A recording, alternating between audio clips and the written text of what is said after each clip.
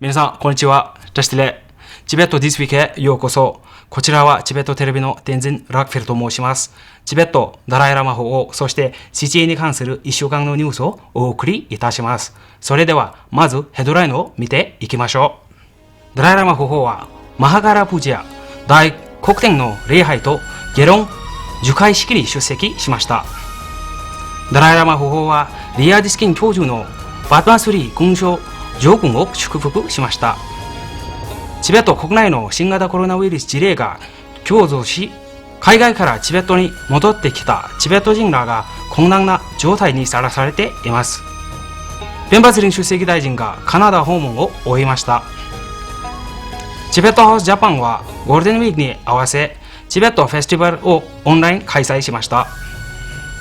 オーストラリアおよびロンドンのチベット事務局代表者はそれぞれチェコ共和国とアイルランドの代表団と面談しました。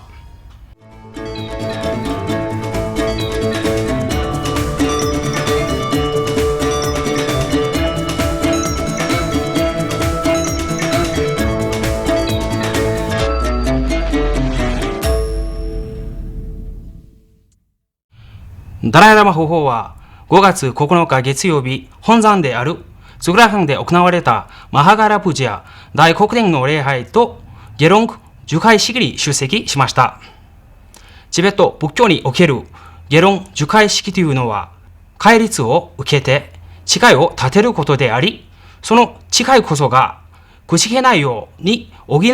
修行です。出家してた僧侶は出家者としての規則である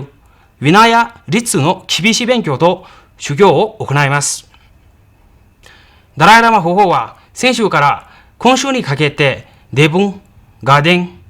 セーラ仏教僧院とインド、アメリカ、ベルギー、スペイン、ドイツ、アイルランド、フランス、オーストラリア、ベトナム、ネパール、ロシア、そしてモンゴルのおよそ630名のチベット人や外国人に会を授ける予定です。ダライラマ法王はリアディスキン教授が社会事業の分野における卓越してた功績を認められ、バトマスリ勲章を上軍したことを祝福しました。5月6日金曜日、サオパウロのスワミ・ヴィヴェカナンダ文化センターで授与式が行われ、チベット事務所ブラジルのジグメツリン大王が招待されました。同賞は2020年1月にリア教授に授与されました。バトマシリ勲章というのはインドにおける勲章の一つで、民間人を検証する勲章としては4番目の格式を抱えています。チベット国内での新型コロナウイルス事例の増加に伴い、インドやネパールからチベットに戻ったチベット人は結果的に様々な困難に直面していると伝えられています。インドやネパールからチベットに戻ってきたチベット人の身分証明書や功績は早期に失効しており、更新も強化されませんでした。そのため、これらのチベット人帰国者は生計や雇用の面では多くの困難に直面している状況です。パンダミックの間、身分証明書や功績などの法的書類がないため、彼らは基本的な医療を適切に受けることができず、病院も彼らの医療を拒否しています。また、適切な治療を受けなかったため、何人かのチベット人が新型コロナウイルスに感染し、死亡したと報じられています。1ヶ月以上前、ガンゼイ県では、インドやネパールからチベットに戻ってきたチベット人が全国公式制度に登録されることが発表されました。しかし、現在まで一人のチベット人も登録されていないようです。ベンバツリン出席大臣はカナダでの公務の一環として5月6日金曜日にモントリオールのチベット人コミュニティを訪れ、カナダ下院外務国際開発常任委員会で証言を行った後、チベット人に向けて講演を行いました。彼はまた中央チベット政権の元スタッフらとも面会しました。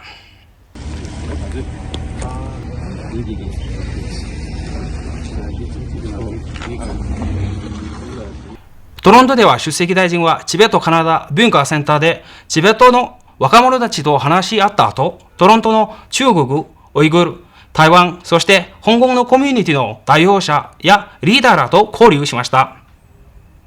大臣はまた、トロント地域を焦点とする12のチベット宗教団体や14のチベット教会の代表者に会い、オンタリオ州チベット人女性協会が主催する母の日の祝賀会にも参加しました。5月7日土曜日、一般市民の前で演説したベンバチン出席大臣は、地域主義や地方主義から発生するある類の分裂がチベット人の社会の亀裂を招いていることに懸念を示し、些細な内部対立を乗り越えて自立した調和の取れたチベット人社会となるよう市民に呼びかけました。カナダでの最後の公務の一環としては、出席大臣はオンタリオ州議会チベット友の会会長のブーティフ・ガブチェ氏と会見しました。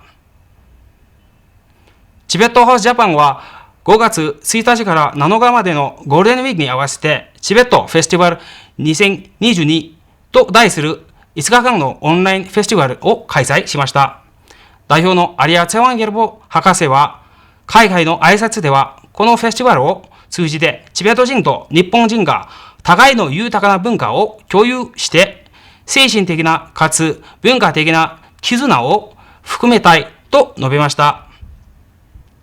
オンラインによるチベットフェスティバルジャパンはアリア大王によるチベットの歴史と文化の講演で始まり、続く3日間はインドニューデリーのダライラマ保護代表事務所の文化部門であるチベットハウスの理事長ゲシェ・ドジラムドゥ氏による仏教入門が催されました。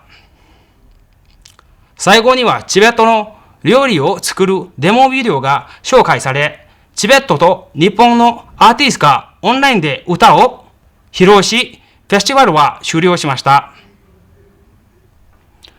チベット事務所オーストラリアのカルマシンジ大王は5月10日火曜日、キャンベラにてチェコ共和国のトーマス・ドアーブ大使と会談して、チベット国内の人権状況の悪化、特にチベット語や文化に対する弾圧について大使に説明しました。チベット事務所ロンドンのソナムツリンフラシ大王は5月10日火曜日、ダブリンでアイルランド議会上院のマルコラム・ブライン議員と共に他の数名の議員らと会いました。代表はアイルランド議会代表団にチベットの現状を説明して、アイルランド議会でチベットのための中核なグループを構成するよう要請しておきました。さらに外務省職員やアイルランドのチベット人コミュニティのメンバーとも会談しました。皆さん、これで今週のニュースは以上です。ご視聴どうもありがとうございました。今週も皆さんにとって良い1週間になりますように。はい。